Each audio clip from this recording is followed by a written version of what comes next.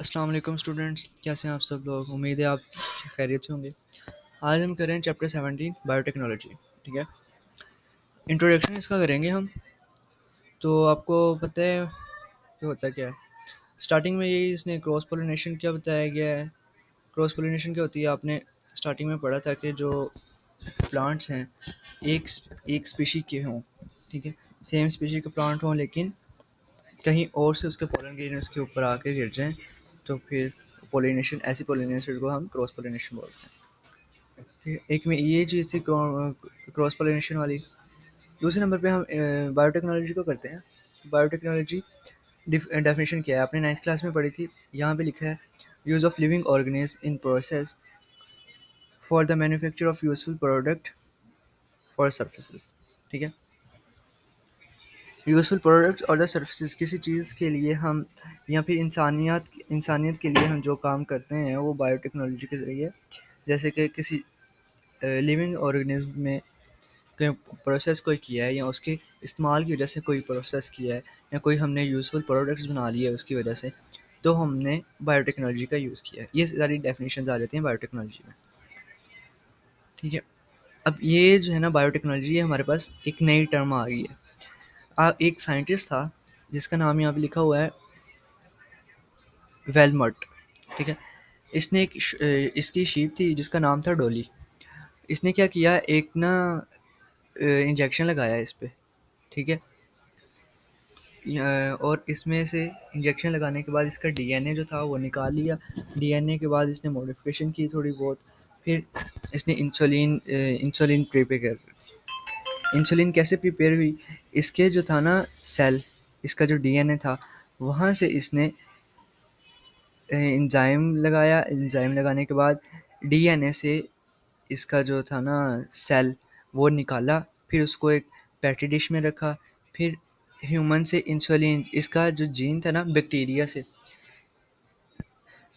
के साथ इसने क्रॉस करवाया उसका। ठीक है, एक एक पैटी डिश होती है जहाँ पे ये रखते हैं ना चीज़ें वगैरह।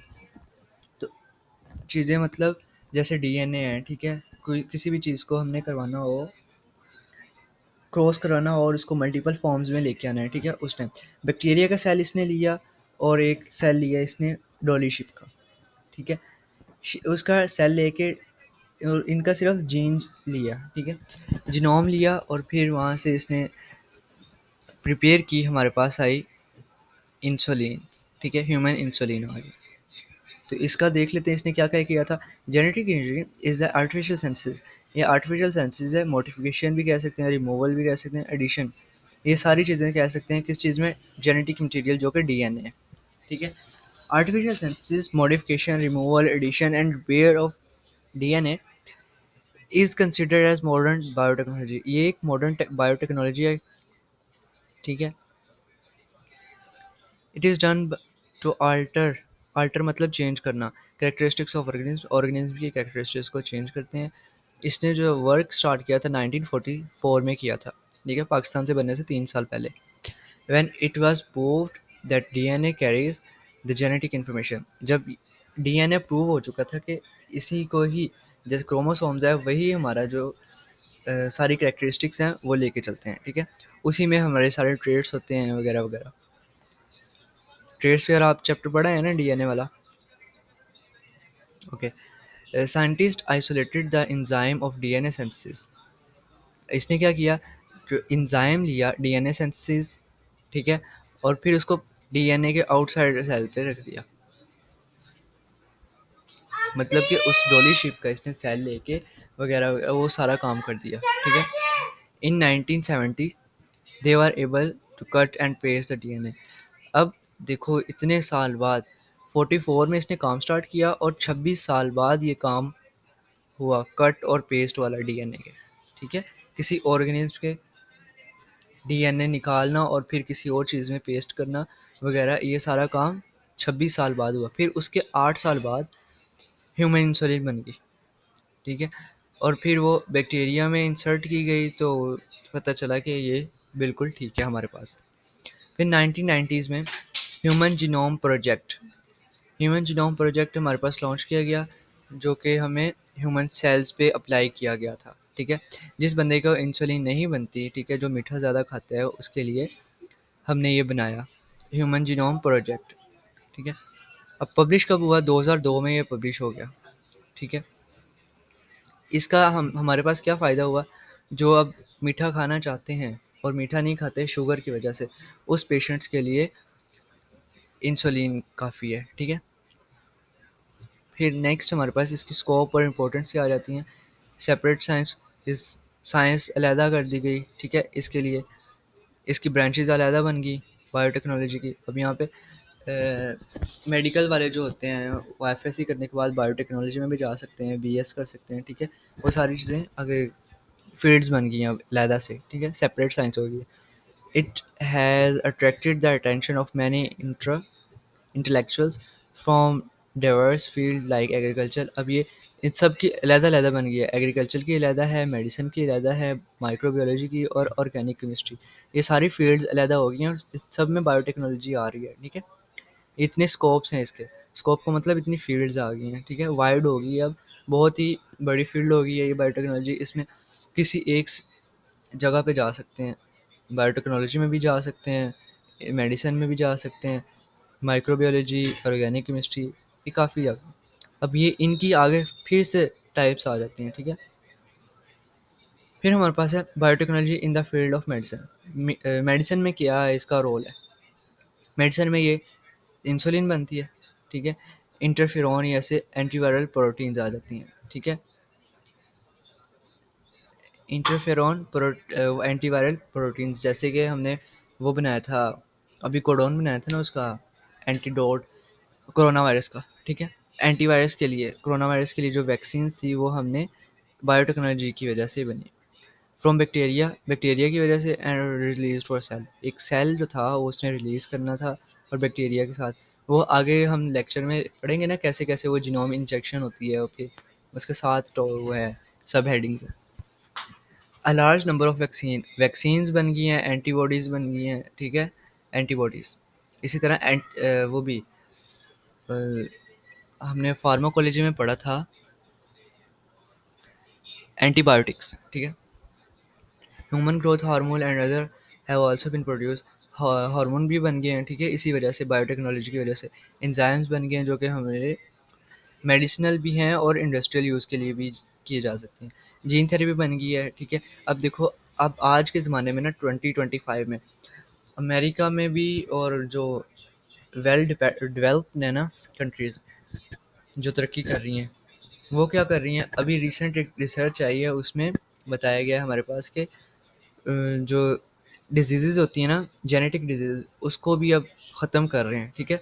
एक सेल लेते हैं हमारा, यहाँ देखो बच्चा है उसके माँ के पेट में, ठीक है, उसके उसी में ही उसने चेंजेस कर दिए हैं, ठीक है। ऐसी ऐसी डिवाइसेस बन गई हैं अब कि उस अभी बन रहा है बच्चा और आपका जो जीन्स है वो वहाँ से ख़त्म गायब हो गए, ठीक है। तो इसलिए बीमारी भी नहीं फैलेगी। इम्पोर्टेंट एंड रिसेंट ईयर्स, ठीक है। अब ये जेनेटिक थेरेपी जो है, ट्रीटमेंट थ्रू जीन्स, इसी की मैंने अभी आपको मिसाल दी है कि जो पेट में ही है और वो काम कर देते हैं, बेनिफिशियल है। फोरेंसिक मेडिसिन है, ठीक है, ये प्रूव्ड किया गया है हमारे पास। Study of DNA helps in identification of criminals. अब क्रिमिनल्स की भी किया जा सकता है। अब जैसे कि अब बाल ले लें, उसका अगर आपके पास बाल आ गया, ठीक है, जैसे ड्रामा फिल्मों में नहीं करते कि इसका बाल है कि ये इसका बच्चा है कि नहीं है, ठीक है, वो इसी वजह से चेंज करते हैं, चेक करते हैं, ठीक है, जीन्स की वजह से। Biotechnology in field of food and agriculture. Food में क्या है, फर्मेंटर्स हैं, जैसे दही बन जाता है हमारे पास, ठीक है। माल्टेड फूड है, मिल्क पाउडर बनता है, जैसे माइलो है, ठीक है, हमने भी खाया है, वीट है, होल मिल्क है। सूखा दूध जो होता है, ठीक है, बच्चे लैक्टोजन पी रहे होते हैं, लैक्टोग्रो वगैरह वगैरह जो है ना, ये सारी इसी की वजह से हैं फूड एंड एग्रीकल्चर में। वेरियस विटामिन्स भी बन रहे हैं, ठीक है। डेयरी प्रोडक्ट्स में मिल्क आ जाता है, वो योगर्ट्स वगैरह, माइक्रो ऑर्गेनिज्म यूज़ होते हैं तब। अब देखो, इसमें योगर्ट जब बनता है उसमें एक यूज़ होता है लैक्टोबैसिलस बैक्टीरिया, ठीक है, लैक्टोबैसिलस बैक्टीरिया, ठीक है, produced by using micro organism. Wine and beer, जो वाइन और बियर्स होती हैं वो भी इसी तरह प्रोड्यूस होती हैं। अब वैसे अगर खुद की जाए, हमें सर ने बताया था कि जब ये प्रोड्यूस होती है तब एक ग्रेप्स या वगैरह इस तरह ना ले लेते हैं, ठीक है, जो ठीक होते हैं, या फिर जो गले सड़े ग्रेप्स होते हैं उसको एक अलहदा साइड पे रख लेते हैं, कंटेनर में बंद कर लेते हैं, एयर टाइट कर देते हैं उसमें, और कुछ उसमें कोई चीज़ ऐसी मिक्स करते हैं जिसकी वजह से उसमें वो बन जाए, मिक्स हो जाती हैं, ठीक है। उसके बाद उसको ज़मीन के अंदर दफनाया दिया जाता है, फिर कुछ अरसे बाद जब निकालते हैं तब वो वाइन तैयार हो जाती है। इस तरह वो हमें बताया था, लेकिन इंडस्ट्री में आजकल जो है ये तो कुछ और ही कर रहे हैं ना। Biotechnology has also revolutionised research activities in the area of agriculture. अब ट्रांसजेनिक जो है, इसमें क्या है, organism with modified genetic setup. Transgenic वो होते हैं जो ऑर्गेनिज्म मॉडिफाई किए जाते हैं जेनेट उसकी अपनी जेनेटिक्स में, ठीक है, जैसे प्लांट्स है आर बीइंग डेवलप्ड।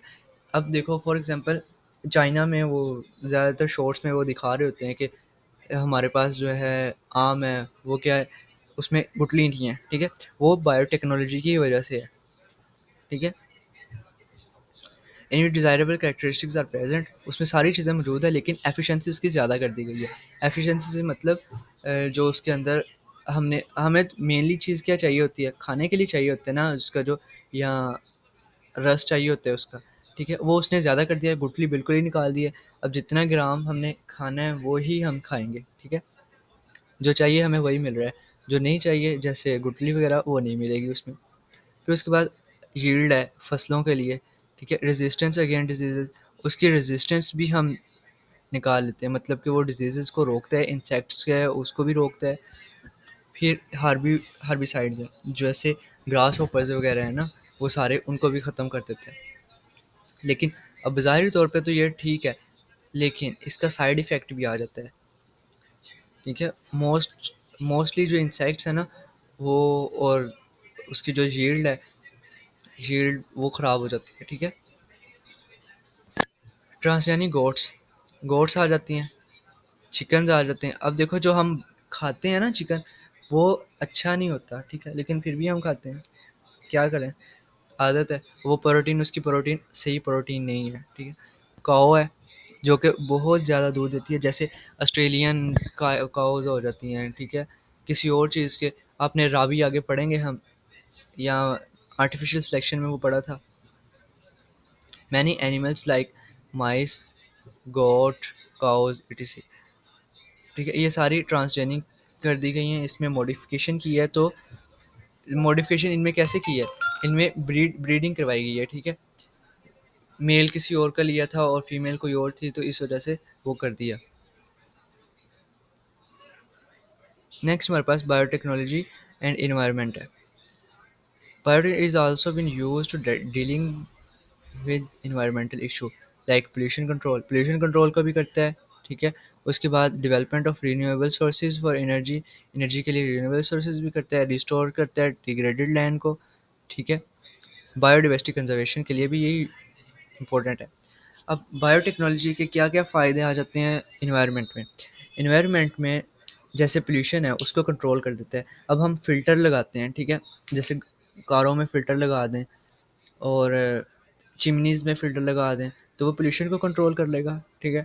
इसी तरह रीन्यूएबल सोर्सेज है, जैसे इलेक्ट्रिसिटी के लिए हम सोलर पैनल्स लगाते हैं, वह रीन्यूएबल है, खुद ही बनती जाती है और फिर यूज़ भी होती जाती है। ये आ जाती हैं हमारे पास इस तरह इसकी एग्जांपल्स। फिर bacterial enzymes are used to treat sewerage water to purify. अब अगर हम क्लोरीन डालते हैं ना, ठीक है, वाटर में क्लोरीन डालते हैं तो उसमें जो जर्म्स है ना वो किल हो जाते हैं, लेकिन उसके डेड सेल्स वो अभी भी रह जाते हैं, फिर भी हमारे पास पीने के काबिल नहीं होता है, लेकिन हम फिर से उसको कुछ प्योरीफाई करते हैं, ठीक है।